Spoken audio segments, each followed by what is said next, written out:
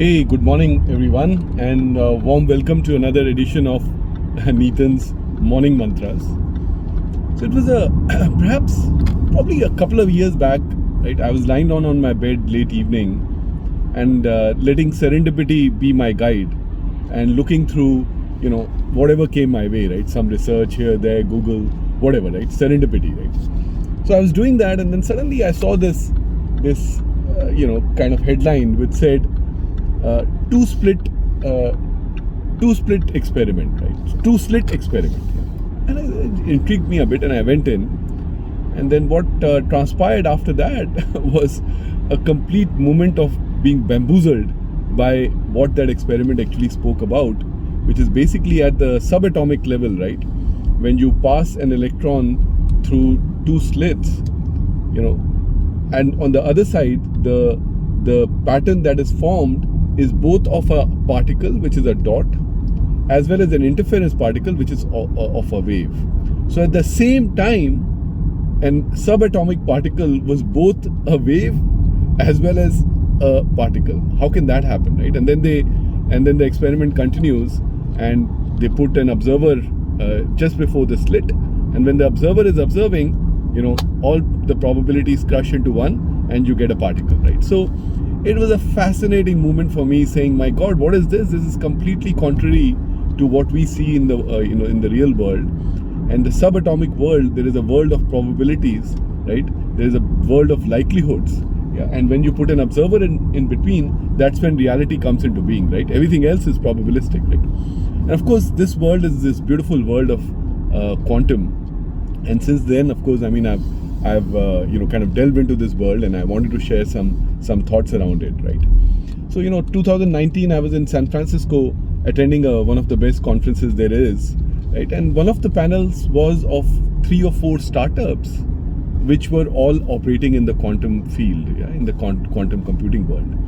And that kind of, while there was a lot of content coming out of the panel, but the fact that the panel existed got me thinking that, listen, once the startup world starts getting into a particular technology, it means we are probably near a tipping point, right?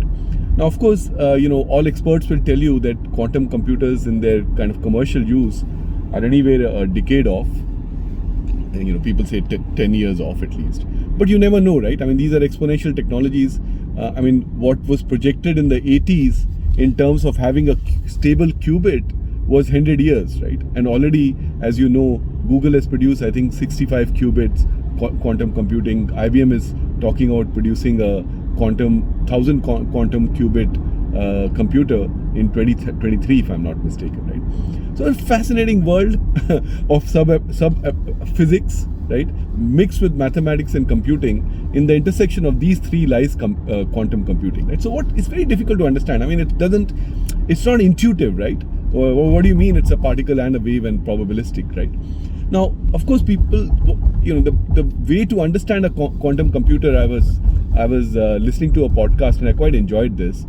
The way the person described it is, if you have a maze, right, and you send a classical algorithm or a classical computer to do the job of finding the other side of the maze, right? What will the classical computer do? They'll send a algorithm out. It will go searching. If it hits a block, it will come back, send another one sequentially, go searching another pathway. If it hits a block, come back, right? And it will keep doing that till it finally finds the end, right?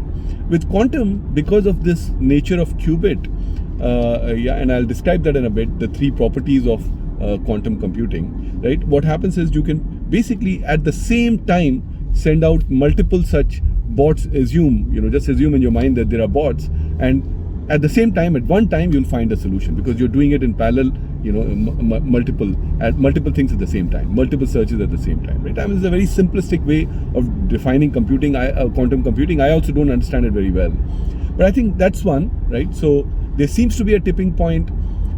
Use cases are starting to form, right? The peculiar properties of a quantum world. There are 3 which are quite interesting. One is superposition, which is having this multiple states of a qubit at the same time. Entanglement, 2 particles being very far away and being tied up in some way. And people have spoken about, if you read a book called The Tao of Physics, right, which describes this whole Eastern and Eastern, kind of philosophies and its kind of relationship with what quantum seems to talk about at the subatomic level, right? Yeah. Entanglement, and then the last one is interference, which is amplifying, very similar to waves. Amplifying, when two waves are together, it amplifies. If they are in the opposite direction, they cancel each other, right? So these three properties is what drives a quantum computer and its magical things that it is able to do, right? So do we even need this level of computing? What does it do? I mean, of course, one is the silicon, the standard silicon now, the transistors, putting it onto a chip, that's reaching its kind of in making it miniature, is reaching its its kind of limits, right? Because it's almost touching the size of an atom. So we really do need, Moore's law is going to end for classical computing, so we do need a computer to perhaps follow that Moore's law or beyond it. Yeah. And so that's there is a need. What kind of use cases, you may ask? This is an area I don't understand too well, but here is a broad brush approach, right? So I'm told in the world of banking, you typically reserve around 10 to 15% of your money in cash. You don't lend it out, right? Yeah. And the reason you do it is because of your risk profiling. So if you're able to, and apparently if you are able to add, take another percentage out of the whole banking system, you get $1 trillion of investable money, right? If the banking system, risk profile says not 15% but 14% worldwide, then it saves $1 trillion per percentage, right? So one big application is risk profiling. If a quantum computer can yank out 2-3% of this reserve, so much more investable money will come in and boost up the economies, right? So that's in the kind of business world.